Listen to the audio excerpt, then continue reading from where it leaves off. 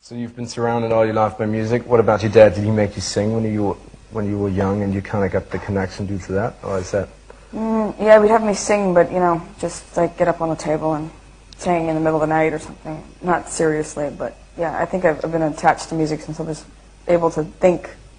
So do you sometimes have the feeling that music in your life is a therapy or something that you wanted to do, or is that something like a burden because you've been surrounded by music all your life?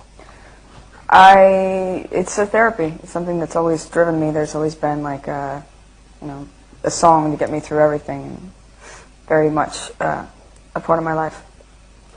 If you talk to your kids, you have 2 kids, and they ask about their grandfather, how do you describe him to them? Well, they kind of have the idea based on, I don't really get into conversations where I'm describing him, but I mean, unless it comes up or there's a story I'm telling or something that happened, or then they laugh, they think it's funny, but you know, they have their own lives, which is good. I don't want them to be overwhelmed by me or him or that. I want them to have their own identity, so it's something that they know and respect, but yet they're not, you know, I don't overwhelm them with it. When they ask, they get an answer, basically. Yeah, cool.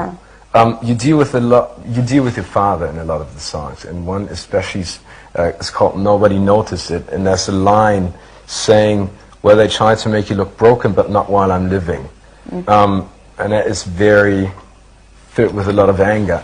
Who are they, and what have they tried, and why did you put it in a song?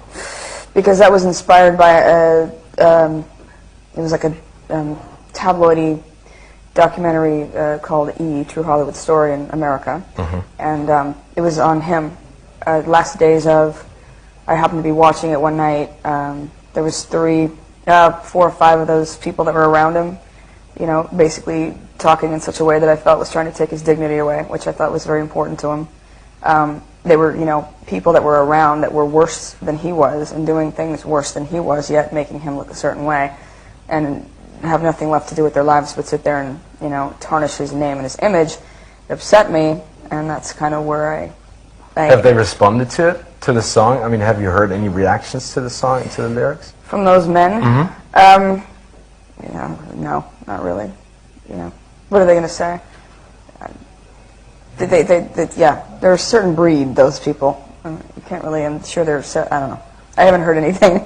I'm ready for them to say something, though. And then you're going to kick them. Yeah. Do you ever spend, do you go back to Graceland and spend a lot of time there? Is that something like a museum for tourists for you, a time machine, or is that still home where you spend a great It's both. time? It's both. Yeah, but I get back not as much as I'd like, maybe 2 or 3 times a year. I go.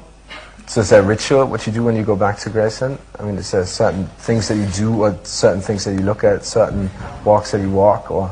I will, yeah, I mean, I'll have dinner. I'll shut it down and hang out at night. Things like that. Do you take your kids? And I have family there still, so they'll come over.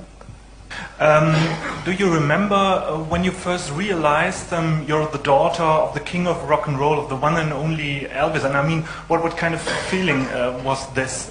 It's a question of growing up in public, maybe. I think that it's something that I kind of was bred into, to the point where I never really knew anything different. So I didn't have a chance to go, oh wow.